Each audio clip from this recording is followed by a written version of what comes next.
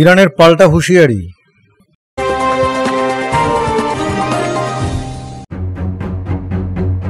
বৃহস্পতিবার new York টাইমের এক প্রতিবেদনে বলা হয়েছে, ইসরায়েল ইরানের উপর হামলা চালানোর জন্য প্রস্তুত বলে ইঙ্গিত দিয়েছেন যুক্তরাষ্ট্র ও ইউরোপের কর্মকর্তারা। এর ফলে কূটনৈতিক মহলে উদ্বেগ ছড়িয়ে পড়েছে।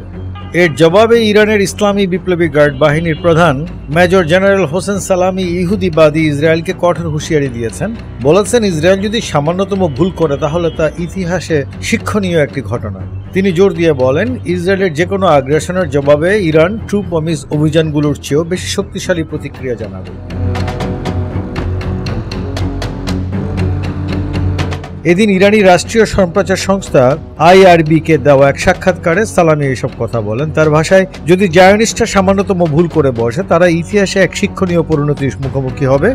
আমাদের প্রতিক্রিয়া অতীতের যে কোনো অভিযানের চেয়ে ভয়ঙ্কর হবে। এর আগে বুধবার মন্ত্রিসভা বৈঠকের ফাঁকে সাংবাদিকদের সঙ্গে কথা বলেন ইরানের প্রতিরক্ষা মন্ত্রী ব্রিগেডিয়ার জেনারেল আজিজ নাসির জাদেহ। এদিকে বিশ্লেষকরা বলছেন, এটি ইঙ্গিত দেয় যে কোনো সংঘাত শুরু হলে এবার তা পূর্ণমাত্রিক ও বহুমুখী হতে পারে। এদিকে মধ্যপ্রাচ্যকে বিপজ্জনক স্থান মনে করে মধ্যপ্রাচ্য থেকে মার্কিন কর্মীদের সরিয়ে নেওয়া হচ্ছে। স্থানীয় সময় বুধবার 11 জুন এমনটাই মন্তব্য করেছেন মার্কিন প্রেসিডেন্ট ডোনাল্ড ট্রাম্প। সেই সঙ্গে তিনি আরও বলেন, মার্কিন যুক্তরাষ্ট্র ইরানকে পারমাণবিক অস্ত্র রাখতে দেবে না। মার্কিন কর্মীদের সরিয়ে নেওয়ার সিদ্ধান্তের বিষয়ে ট্রাম্প সাংবাদিকদের বলেন, তাদের সরিয়ে নেওয়া হচ্ছে কারণ এটি একটি বিপজ্জনক স্থান হয়ে উঠতে পারে। আমরা দেখব কি হয়। আমরা সরে যাওয়ার নোটিশ দিয়েছি।